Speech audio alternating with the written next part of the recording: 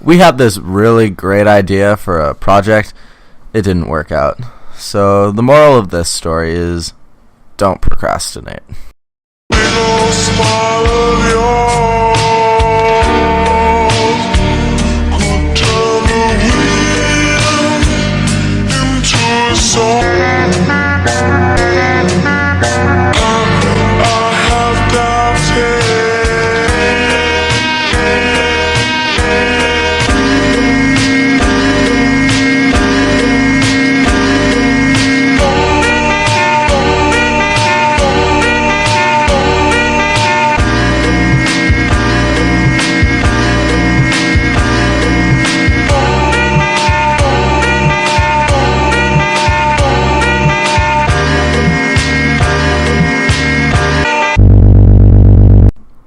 Hey, Brandon, let's talk about movies.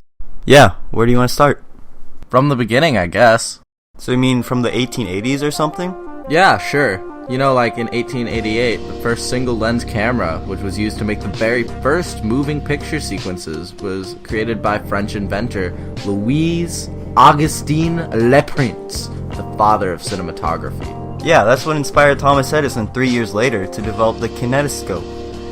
It was a single-viewer peep show device in which films were moved past the light. It was the first recognizable motion picture machine. Oh yeah, Edison. That's the guy. 2 years later, he constructed the world's first motion picture studio in West Orange, New Jersey. Oh yeah, and a year later, Fred's Aunt Sneeze was one of the first series that they made in Edison's Black Maria, as it was nicknamed. Around a year later, they created this mutoscope device, which was a hand-cranking viewing device that operated off of a flickbook principle. It was the beginnings of animation. And other innovations came with time, such as the first experimental commercial in 1897, and a year later, they started experimenting with stop motion. A year later, in 1899, the first Western films came out. They were really big in the United States. It wasn't until around 1904 that movies started to use narratives in films so they could actually tell a story.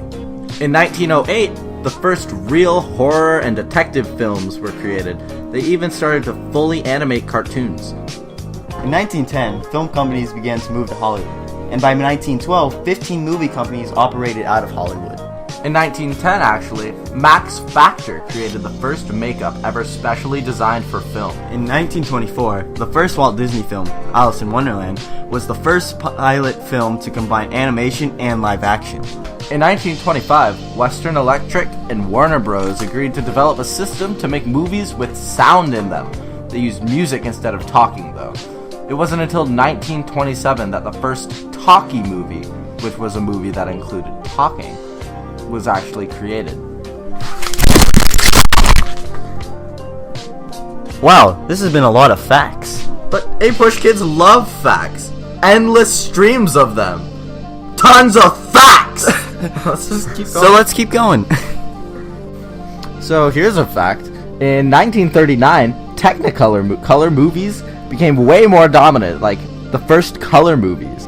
And don't forget about the Depression. It was occurring at this point in history during the 1930s and allowed for cheaper tickets to the movies as well as an escape to poverty. In response to rising socialistic policies such as Uptown Sinclair, the industry leaders tried to combat it and introduced new forms of movies such as gothic horror, social conscious, and crime, all to suppress Uptown Sinclair from becoming governor of California, denouncing socialism and the New Deal.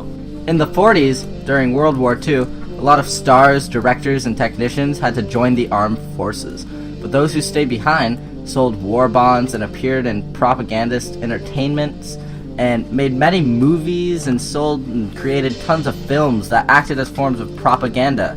Two new genres appeared at this time: the patriotic war movie, which demonized the Japanese and the Germans, and the dark thriller, which was much influenced by brilliant refugees from Nazi Germany, and they versed it in expressionism. During the time period of the Korean War, the atmosphere of suspicion, fear, and cowardice was exacerbated by the spread of TV, eroding the popular core audience, and by the effect of anti-monopoly legislation that compelled big studios to divest themselves to the cinema chains. Did you say divest? What does divest mean? It means disposed of. Come on, don't you know? And then came Elvis Presley. Considered a national menace, was brought to Hollywood, domesticated, sent off on military service, and then welcomed back as a national treasure. Eventually, the movie business switched from boycotting TV to enthusiastically embracing it. Oh, did you say Elvis Presley? Wasn't he responsible for all that counterculture? Yeah, and thanks to him, the movie industry started to utilize it instead of ignore it. Hey guys, what about the 1960s and the Vietnam War? I don't know what just happened, but we probably should talk about the 1960s in Vietnam. You know, for a while, the industry was scared to comment or make any films on the Vietnam War.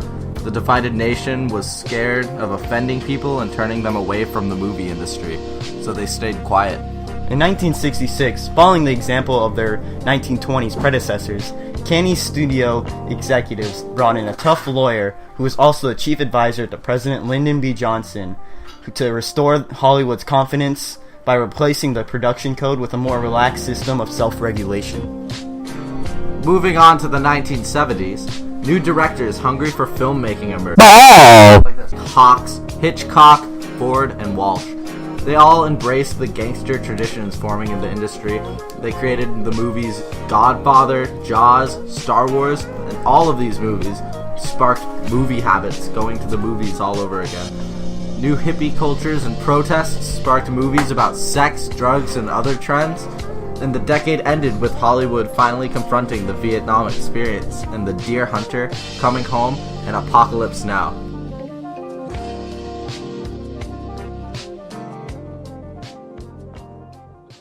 Alright, so this video might not have been the funniest video you've ever seen or the best, but it was a lot of fun for us to make and we had a good time doing it. And I hope that after watching it, you go out and you see some actually good movies, like better than the one you just viewed. Because in the modern world today, the technology we have, we're making movies and innovations that will actually make it into the history book sometime. And yeah, thanks for watching.